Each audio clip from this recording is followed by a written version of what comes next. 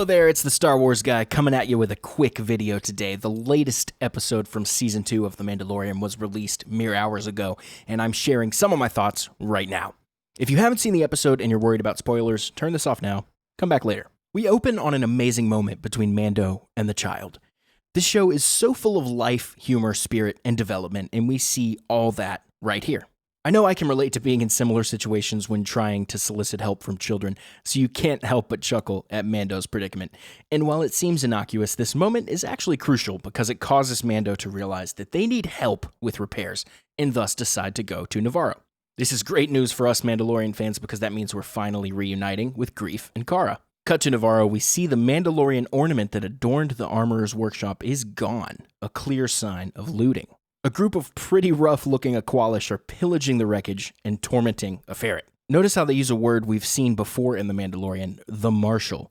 It looks like Cara has adopted the title for Navarro, much in the same way that Cobb Vanth did for Mos Pelgo. Of course, a fight ensues, and of course Cara defeats them all without a problem. We can see she's become the de facto sheriff and is trying to keep her streets clean from crime. She also befriends the ferret, who shows up sporadically throughout the rest of the episode.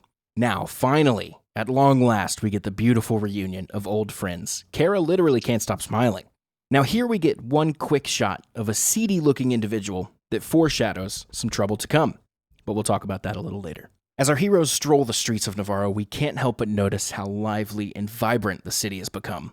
With the Empire gone, Greef assuming the role of essentially mayor, and Cara keeping the criminals in line, the city is thriving. The old bounty hunter hangout has even turned into a school for younglings. And it's here where Mando begrudgingly leaves the child so he can discuss business with Cara and Greef.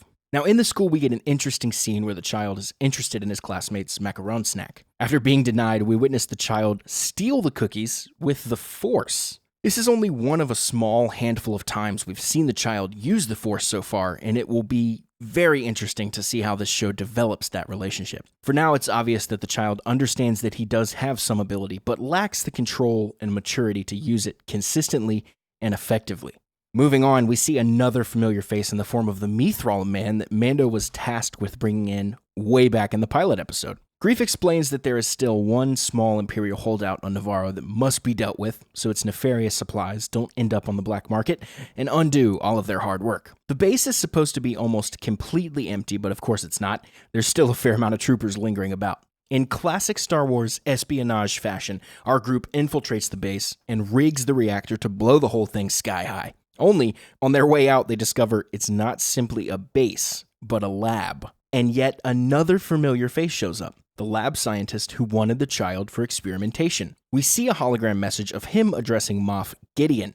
Of course, we the audience know Gideon is alive and well, but Mando and company do not. This news causes them great concern, and they're forced to make a quick escape.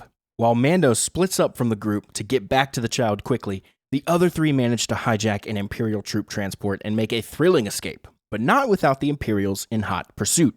A small squadron of about 5 scout troopers tear off after them, and 2 die before even getting down the hill. I love this moment because it shows us that the Imperial troopers are still as incompetent as they've always been. And after shaking the scout troopers, TIE fighters take flight and close in on the transport. Looks like they're really in trouble when just in the nick of time, none other than the Razor Crest appears out of the sky and torches the TIEs with a dazzling display of pilot skills. But there's no tearful reunion on the ground for us. Mando announces he's off to finish his mission and disappears into the horizon. Back in the city, we see our 2 New Republic X-Wing pilots have arrived and are questioning Greef on the destruction of the base and the disappearance of the Razor Crest. Greef plays dumb and protects Mando.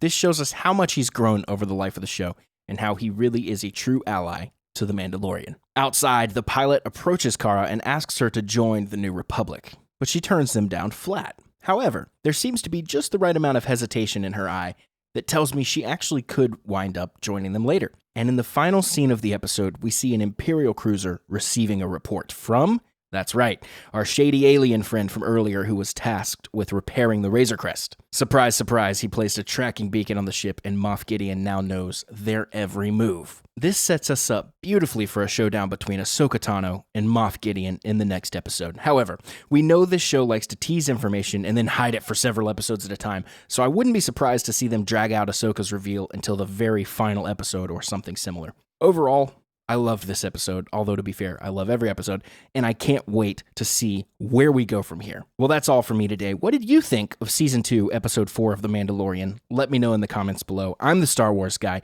Please subscribe below for more content. Do it every single day, and I will see you in the next video.